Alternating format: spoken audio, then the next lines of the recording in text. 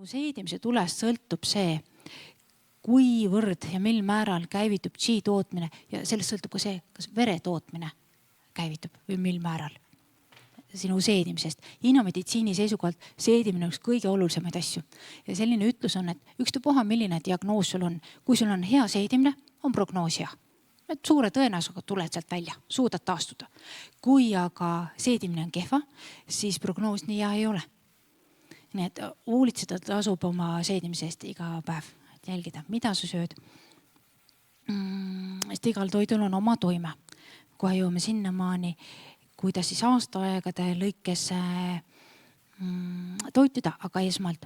Hinnameditsiinis ei ole toiduks ainult see, mida sa paned suhu lusika ja kahvliga, vaid kõik, mida sa manustad mis tahes moel, silmadega, kõrvadega, ka see, mida te täna siin olete kuulnud, ka see on toit. Milliseid raamatuid sa loed, mida sa internetist vaatad, milliseid uudiseid kuulad, milliste inimestega suhted. Kõik see on toit. Ka alkohol on toit.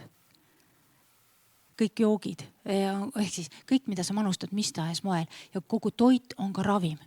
Mõned siis teadmatusest rõõmustavad, urraa, Greet ütles, et hinnameditsiinis on aru saama, et alkohol on ravim. No hakkame nüüd ravima ennast.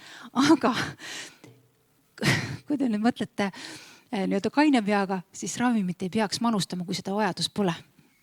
Ja kui keha ei vaja see, kui see pole haige, siis ei ole vaja seda ju manustada. Ja meditsiiniline kogus on hästi väike, kuni 20 milliliitrit, mis tähendab seda, et natuke rohkem kui supilusika täis. Et üle selle juba hakkab kahjustama. Ja tõesti hinnameditsiiniarst võibki öelda mõnele oma patsiendile, et kuule, sul oleks vaja võtta soojenduseks või siis selle Qi liikuma panemiseks sõrmkübratäis mingit soojendavat jooki. Ja ka kogemused ja mälestused on toit. Kõik olukorrad. Kõik, mis oma erinevate meelte abil tajud vastu võtad, see on toit. Ehk kui sa mõtle korraks, millist toitu sa oled täna manustanud üldse selle nädala jooksul.